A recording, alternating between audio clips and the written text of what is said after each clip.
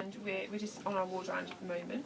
One of our juniors is gonna present your case to us, if that's okay, and then we'll have a chat afterwards. Okay, so this is Mrs. Parker. She's a 77-year-old lady who had a total hip replacement under general anaesthetic yesterday. This occurred after she presented to A&E 2 days ago, having broken her hip from a fall where she says she might have felt lightheaded beforehand. So we're just seeing her post-op.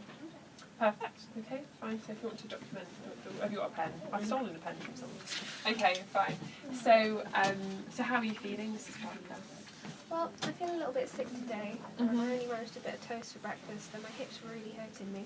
Okay, fine. So it was yesterday, wasn't it, your operation? Yeah. Have our physios been to see you just yet? Yeah, I tried the lady tried to get me to stand up and I had a frame and everything, but as soon as I stood up I just felt really dizzy and had to sit down again. Okay, fine. So, how is she doing from an obs point of view?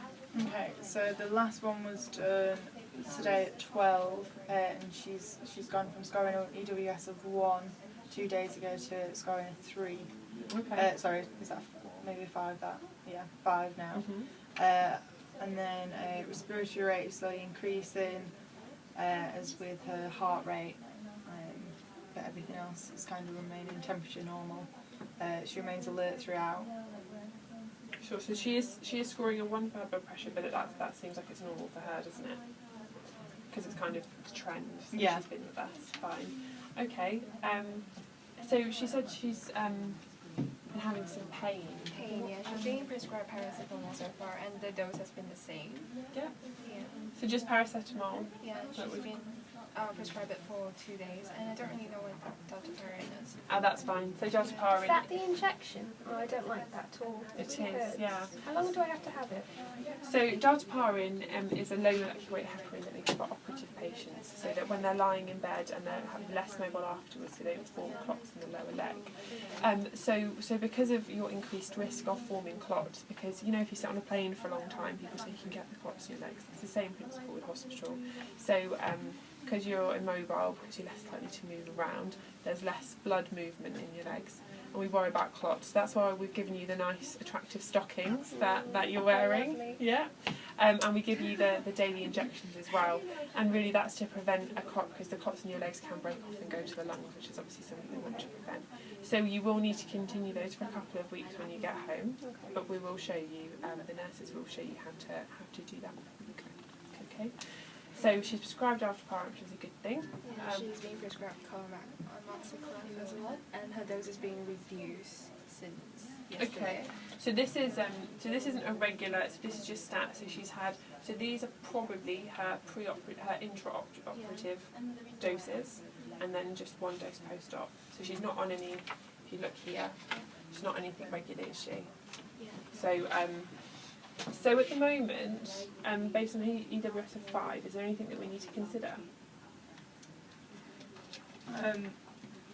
So what have we got? So she's becoming... Respiratory rate and her heart rate's increasing. She is on air at the minute. Is there any other information that we want?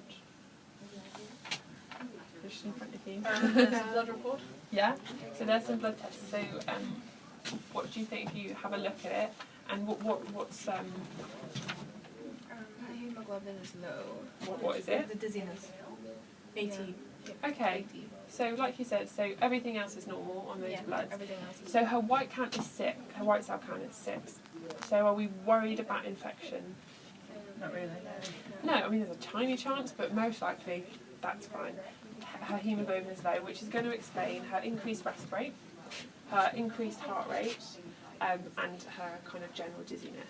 Is the temperature high as well? No, Temperature's normal. temperature's been normal. So I'm not too worried about sepsis in this lady, but her HB is 80. How are you feeling? Are you feeling tired, or are you feeling... I'm not feeling tired. It's just as I said, I've got pain in my hip. Sure. And I just feel a bit sick. Fine. Okay. So we're going to prescribe an antiemetic, so cyclizine, like the last lady we saw had. And we'll give you that regularly, and that'll help you feel less sick. We'll try and get on top of the pain as well, because obviously the more pain-free you are, the more able you are to kind of engage with physio and get up and about. So that's our plan. So physio, pain, antiemetic, Anything else from the dizziness point of view? To get her blood pressure up, isn't it? Yeah, so her blood pressure is low, it seems normal for her, but this blood pressure, it's recorded while she's sat in bed, so we might want to see if it drops when she stands up, see if there's an element of postural hypertension. So that's another thing that we'll ask the nurses to do. What's the patient name? Yeah, so the HB is AC, quite severely anemic. But why do we think her blood might have dropped, her HB? She's just come out of an operation. Yeah, so most likely she's broken a long bone, which contains quite a lot of blood. There can be a lot of internal bleeding, and she's also post-operative. However, we do, again, as part of our plan, we need to keep an eye on the HB, see if it comes up, and if it doesn't come up, then we might choose to transfuse and do it that way, increase it. And again, if it doesn't come up and it seems like a long-term thing, we might consider iron replacement, when it might take some hematinics, check the iron levels. Okay. Any other issues for this lady? So she's had her hip replaced, and she's, how old are you? 70? 77. 77. What else might we consider? Usually we try to get them up and about and home as soon as we can with a hip replacement. The living situation. I'm a bit confused about the living situation because it Okay. says she lives alone and independently in a bungalow, but Yeah. her husband found her. Yeah, I live with my husband. So she doesn't live alone. I live alone with my husband. Very separate lives in their bungalow. So that's fine. So in terms of that, so we're probably not looking to go home today, but just so you live in a bungalow, and you live with your husband, and do you both manage to look after yourselves? Yeah, no, I'm normally fine. I was hanging the laundry out and I tripped over my cat, and that's why I'm here. Okay, it's a classic story, that one. It's my cat's fault. Exactly, yeah. So we're going to,